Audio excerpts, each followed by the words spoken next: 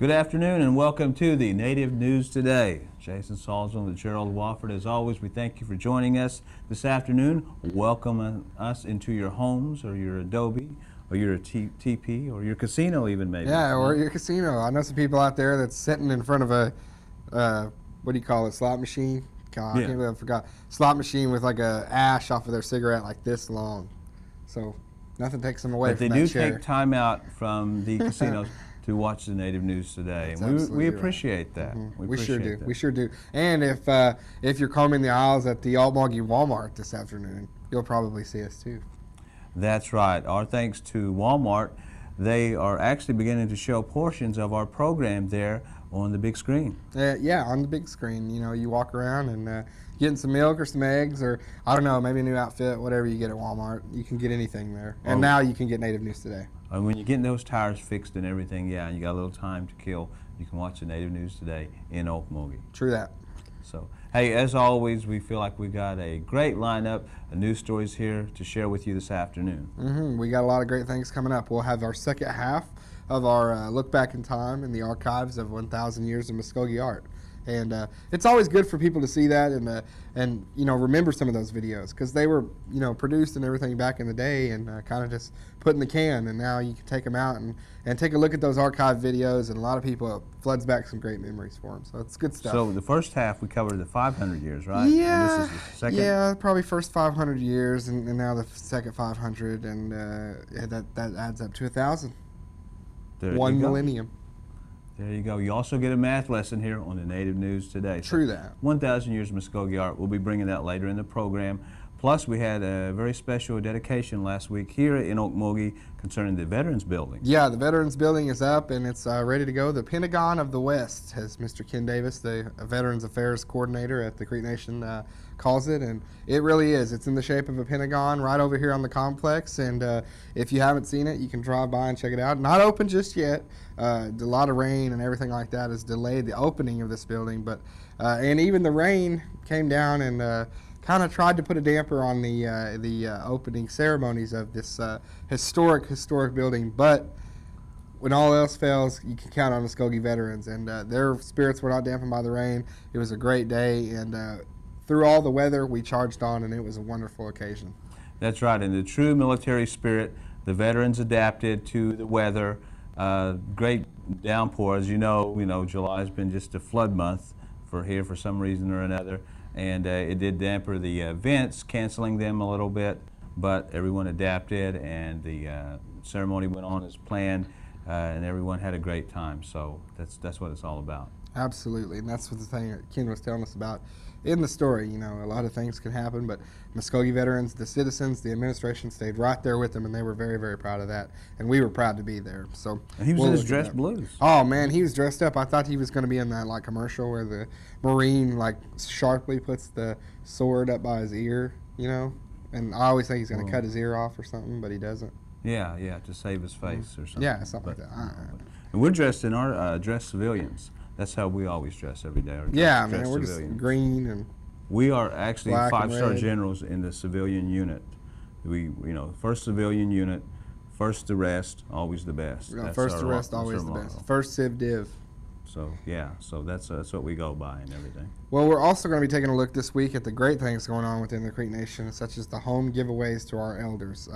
The revitalization of privately owned homes basically is a program that takes these elders with the homes that are deplorable.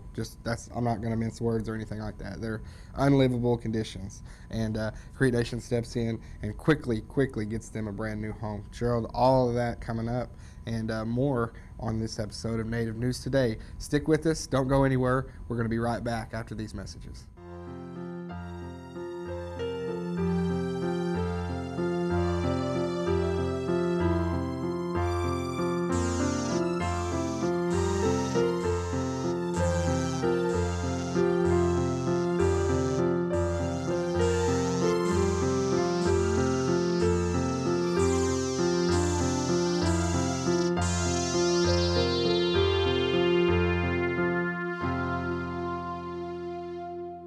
You know, here on the Native News Today, we always like to bring you those feel-good stories. And this past week, was all of the above, a feel-good story, a Muskogee Creek citizen being awarded a new home. Absolutely right, Gerald. We love to bring those stories that really pull at the heartstrings, you know, and make you feel good inside. And it's like Neil Diamond said, turn on your heart light.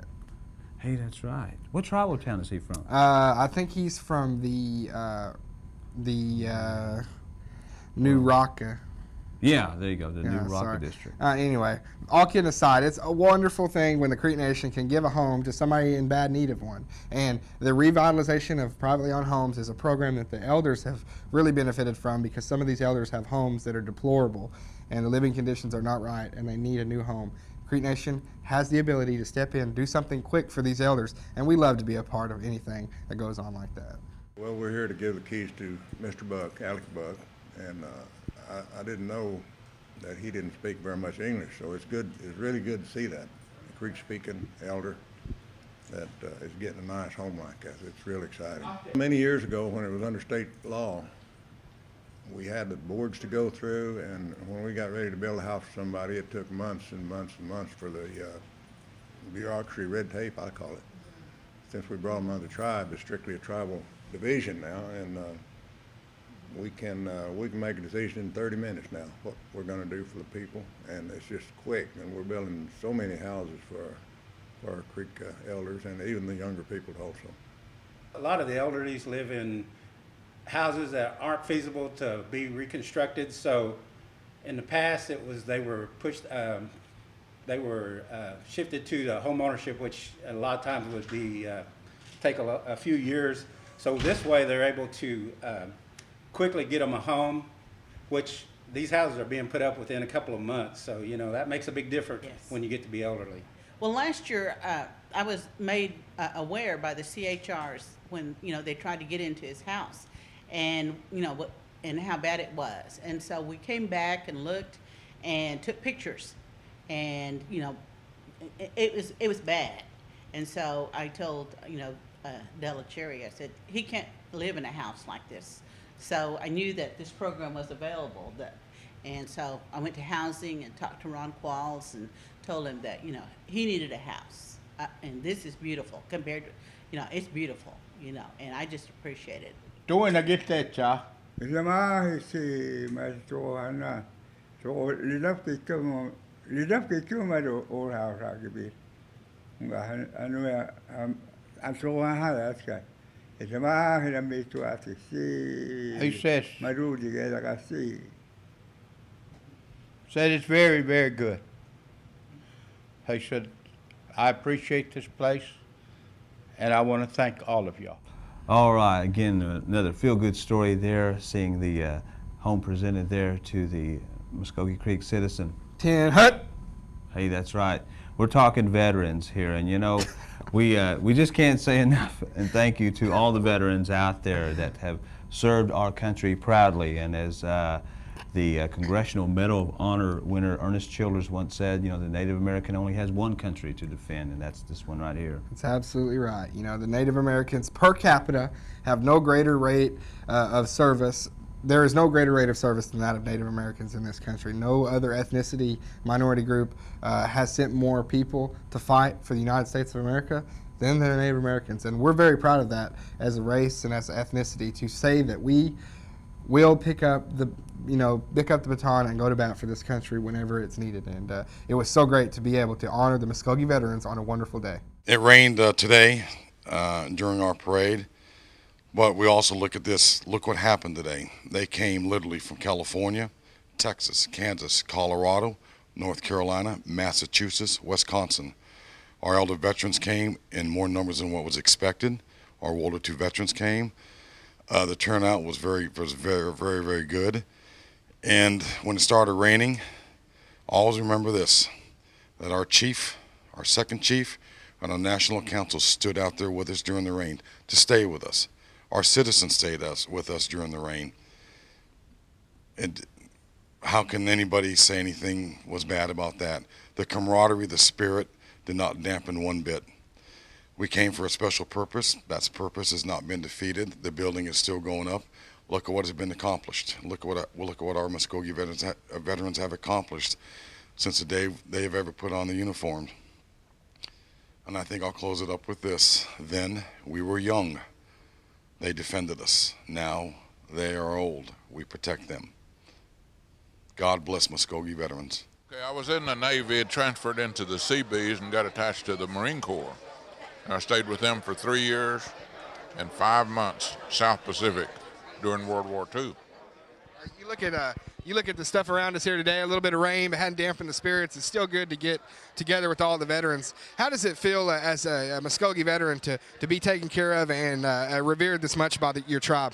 They are doing an excellent job with the condition of the weather and everything. I think they're doing a wonderful job. I'll talk about the new center coming up, the Veterans Building. We're here to dedicate it today. That's what this is all about. I know you got to be proud of that and looking forward to it. I am, and I'm awful proud of the people they got working for them too. You're also the honorary chief here at the Creek Nation. Just talk a little bit about what an honor that is. Yeah, it's an honor. It was given to me by our principal chief, Dode McIntosh, and I've got a beautiful certificate hanging on my den wall at home, and I'm proud of that. I'm awful proud of serving with the guys that I've served with, and the people that's in the Creek Nation has been wonderful, wonderful to me. All right, we're here on Veterans Day one more time with a veteran of the United States Air Force and a district judge of the Creek Nation, Mr. Patrick Moore. And how fitting on a day like today, we're standing in front of Great War Chief Osceola. Yes, and I think you'll notice that Osceola is placing his knife in a treaty with the United States of America, which has been violated time and time again.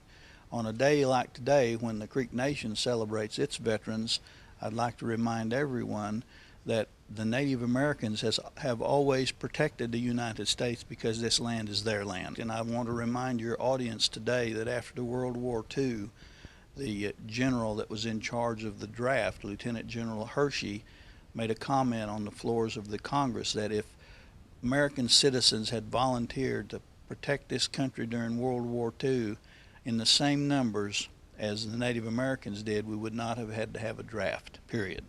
You talk about all the Native American service. That's just not just the Muskogee Creek Nation, but the code talkers and things like that that have been documented through media or Hollywood or whatever. But me and Jared also were able to see a documentary on the code talkers of the Choctaw. But you talk about the rate of service and the warrior sense and the pride and all of that with Native Americans. And really, these veterans should be honored in this way.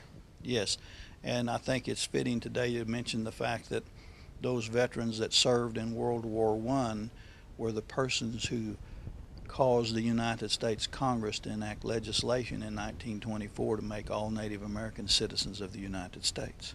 And one of the things that we are here today to do, and if the rain wouldn't have came so much, we would have been able to have the parade and everything like that, is to dedicate the new Veterans Building here at Creek Nation. It's something that's long overdue, but now it's here. It's the Pentagon of the West, they call it. And I know that all of us here at Creek Nation, and yourself included, I'm sure, very proud of this building coming up. Right. It's a monument to the service of Native Americans to this country for eons. All right, we hadn't let a little rain dampen our spirits here. We are with Chief A.D. Ellis of the Muskogee Creek Nation, and under the tents now because the rain a little bit, but no matter if we have rain, sun, snow, hail, whatever, we're here to honor our Muskogee veterans. I know you know that's an important thing. Very important, and we can't control the weather, but we can still honor the veterans here. And that's one of the things that your administration has really put a lot of emphasis on is the Office of Veterans Affairs with Ken Davis, and I know you're proud of the job that he's done with these veterans. Really proud of the job. I look back 4 years from now, there was nothing didn't even have a veterans office. So we started this, and Ken Davis has done an outstanding job. I think we're the leader in Indian tribes in America for us veterans. When you talk about the veterans getting taken care of, certainly the Muskogee Creek Nation is at the top of the list when you talk about the Indian tribes. And just talk about the new building coming up. I know you see around the Creek Nation construction everywhere, and this is one of the ones that I know that you've been looking forward to a lot.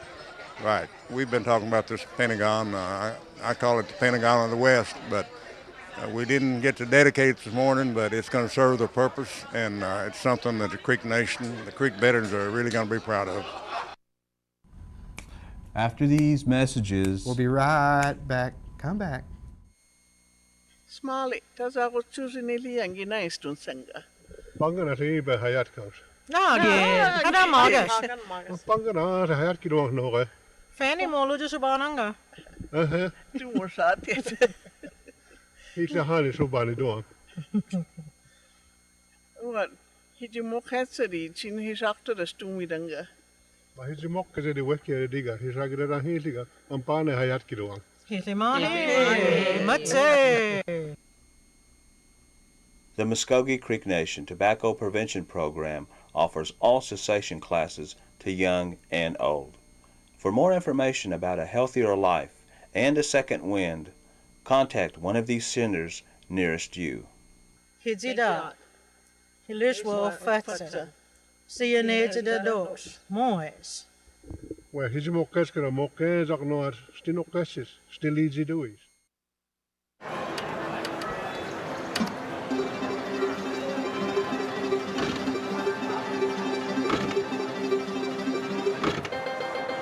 We know why you play. Creek Nation Casino. Every Tuesday, play for $10,000 cash, a Hummer H3, and a key that could open a new home in South Tulsa. Plus, we're giving away 14 extra keys on the night we're giving away the American Dream Home, July 25th. Creek Nation Casino. Pete Coaster, Chaho Jifkados, Muskogee Idalba, Nakchoga, Mahaga Sahulwijit, M. Hamata, Madowes, Choga Hikcha, Aiden, Chiajo, Muskogee Idalba, Nakchoga, Mahaga Sahulwijit, Akitla Jaden, Shimaja Neden, Chayajas, Choga Hijalgi, Sulgan, Savachka Akidos. Is Idi Bonahoiden, Bowman, Huichgagas, 918-758-1480, Mado Hadam Chihijahlis. Hey Gerald, I just got to say, I don't mean to jump in here, but I just got to say, man, whenever we look back in the archives, it's always good to see the wonderful work that you did hosting those with the ISTA Muskogee and things like that. But now we get a chance to look at another one. Well, contrary to popular report, I did not host those in the early Man, 80s at that time. Man. That's But, you. That's you, man. It is. A fact they're similar to this, the look-alike has been seen at gas stations around the South. If you went to a and Halloween reported. party as the great Tim Big Pond, everybody would think that they were seeing the man. Well, we'll certainly accept that as a compliment. Yeah. And when we post the ideals for the Native News Today Halloween party, we may just include that as well. Sure, I'm gonna be a big, I don't know, Indian. There we go. Hey, yeah. 1,000 years of Muskogee. You could be a slot machine. Yeah. I'm slot gonna have my machine. arm out and you just pull it down. There we go. Enjoy the archives. Pictorial images. Most of these shell engravings took the form of gorgets that hung from the chest of the wearer.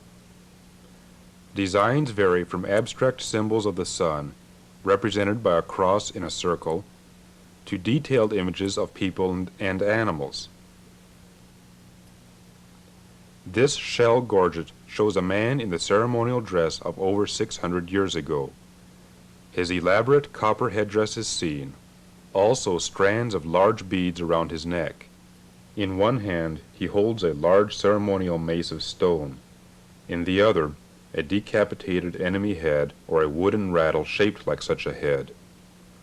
Another design shows an elaborate scrolled square pattern with the head of a woodpecker, a symbol of war in the southeast, on the 4 directions. A sun circle appears in the center. All of these artistic traditions were known throughout the Muskogee Nation, but in the early 1500s, events occurred that changed not only the artistic traditions, but also the lives and culture of the Muskogee people. In 1540, Hernando de Soto, a Spanish adventurer, arrived on the southeastern shores of the Muskogee tribal lands. Around the 1st of April, de Soto reached a Muskogee town on the banks of the Yakimogi River. To the town Miko, or headman, de Soto presented a large white ostrich plume. To the Miko of another town, he gave a yellow satin shirt and cap with another plume. These were the first articles of European clothing worn by Muskogee. These gifts were the beginning of a steady change, not only in the formal dress of the people, but of all the art forms. A sun disk gorget from Tukabachi town in Alabama was probably made from shields captured by the Muskogee at the Battle with DeSoto at Fliwala Tribal Town in Alabama. A neck collar from the Tukabachi site closely resembles the collar piece of a soldier's helmet. With the availability of metals and other trade goods, the art of stoneworking began a steady decline. With the exception of smoking pipes, few, if any, major sculptures in stone were created after 1600, and most stonework took the form of tools and utilitarian goods. Other art forms such as pottery continued, but heavily supplemented by European wares. In a sense, the Muskogee became collectors of the cultural artifacts of the Europeans. Brass kettles, silver and gold jewelry, and quantities of trade cloth could be seen at Muskogee gatherings of the 1700s, and were also used for ceremonial purposes and in burials. During this period, European clothing was widely available in the Muskogee Nation, now called the Creek Nation by the British. As a result, formal clothing and ornamentation became the most visible and expressive of the Muskogee Creek art forms of the 1700s and 1800s. Formal clothing developed into a combination of traditional Muskogee designs and newer European forms and materials. The results of these new combinations of Muskogee Creek and European clothing can best be seen in the illustrations commissioned by the Superintendent of Indian Affairs, Thomas McKenney, and later published in his book, The Indians of North America. The pictures, painted in the 1820s by Charles Bird King and other artists, portray several of the important Creek chiefs and headmen, or Mikos. The Mikos wear the headdress of the trade era, the turban. This portrait of Chief Abothle Yehola shows his turban held together with a silver band and trimmed with silver ball and cone drops. Decorated silver bands such as this example, signed G. Gaither, were used to hold together calico or finger-woven cloth. Other wearers left off the headband and wore only cloth. Feathers were sometimes worn in the back of the headdress. European-cut hunting coats made of both hide and colored calico were worn with beaded or woven baldricks across the chest. This shoulder sash or baldric made of English Stroud cloth has a beaded pattern that seems to represent a stylized floral motif. The feathered serpents beaded on a modern copy of a 19th century baldric from Oklahoma is a design dating back at least 800 years. This man's garter made from llama cloth, a type of braid sold to the Creeks, shows an ancient pattern applied to the fabric with white beads. Well, Jason, here we are winding down another stellar program of the Native News Today. Man, I'm getting sleepy. I'm starting to doze off. But you just had lunch before this. Oh, no. In classic Indian fashion, just had lunch before this and a little tired, a little sleepy. You know, a funny story on that, like our producers were like, okay, no more doing the show after lunch. You guys can't stay awake, you can't stay focused. But Let me just tell you, we got a couple of... So we are recording 3:30 in the morning here, as you see, before breakfast and everything else. So we are wide awake. We got some producers that are absolute, Well, I'm surprised they don't round us up and, put us in little... Let's just say if Schwarzenegger sections. had them on his staff, he would be well pleased. Absolutely, yes, definitely. Hey, you know what? We always thank the fans out there, and at times when we're out, doing out in the highways and byways and everything, y'all come by and y'all say that you're watching the show, you're great supporters of it, and we really do appreciate that. We really do. I know, nothing's better than being, somewhere out in the public eye and somebody coming up and saying, hey, man, watch that show. It's cool to have an Indian show on. And I'm like, you know what? I think it's cool to have an Indian show on, too. And I feel the exact same way as the fans. Yeah, that's right. And if we were sitting down and watching it, which we will after the show, yeah. But we would be saying that to someone else. We'd be watching them or some, saying, hey, appreciate the show and everything. Yeah, sure. So we want to give a shout out, as the youngins like to say, the shout out today, or just a hello to Mr. Rudy Bruner from Wildcat Point near Tahlequah. Wildcat Point. If we had sending it out to the homies in Wildcat Point. Wildcat Point, that's right. You know, and there's a Wildcat Junction in Creek Country. Yeah, but there's Moore drives his bike around there sometimes. alluding to our producer, Mr. Jared Moore. Oh yeah, of course. I'm sorry. Riding his hog, isn't it? Yeah, he gets about 300 miles to a gallon on that hog. That's right, that's right. But Mr. Bruner, we appreciate you coming up and telling us how much you appreciate the show. And so we just wanted to say thank you and keep watching. Let all the folks know out there in Wildcat Point that, hey, we're on every Saturday afternoon at 1:30. How many folks are out in Wildcat Point? Do you know? Oh, goodness. 6, 7? Let's see. Quite a few. Oh, really? Okay, I'm sorry. I didn't know it was that big. Well, it is a bustling metropolis, and more are moving in. Absolutely. What about where Wes is from? Wes Studi was telling us No Fire Hollow. No Fire Hollow. Is it down there by No Fire Hollow? That's right. Both suburbs there, and maybe perhaps a little rivalry maybe going on between the two. Huge stickball game going down. Hey, if there is a stickball game, we're going to cover that. Yeah, let us know. Seriously. That's right. Alluding to the next thing, let us know of the events going on out in Indian Country. We want to go cover those. Absolutely. They're all out there. And if you, like you said, I mean, if you're out there like Mr. Bruner here and you just see us on the, like Gerald said, on the highways and byways doing the Lord's work, makes it sound like evangelists there, doesn't it? We are called of God. Yeah, absolutely right. But no, if you see us out there and you want us to come out to your part of the country, Wildcat Point, anywhere, just give us a holler and let us know, and we'll be happy to come out and cover that event or whatever. So we'll go anywhere. You know what I mean? All you got to do is just let us know whenever you see us out there. So. Yeah, when it's convenient between 8 and 5, we'll go anywhere. Yeah, absolutely. Monday, Friday, no, we're just kidding. But we want you to tell us about the stories, all the things going on out there in Indian Country, because we know there's some great stories out there. We love covering those. All right, well, we got some things that we've covered here this week: the home giveaway, the 1,000 years of Muskogee Ark, the second part of that, and as well as the veterans dedication. So had a full week here, and we'll be back next week, same time, same bat time, same bat channel. And how about owl time? Owl time. Oh, owl. You know how I feel about owls. Okay. Hold on. Wait a minute. Well, we'll say same bat time. Same squirrel time. Same squirrel channel. Yeah. No, not squirrel channel, because CW is that don't stand for that. Yeah, It's just it's Eagle channel. We'll say there we that. go. Flying high. Well, hey, for our producer, Jared Moore, Josh Slane, Jason Salzman, as always, we thank you for joining us. In the meantime, take care. God bless. We'll see you soon.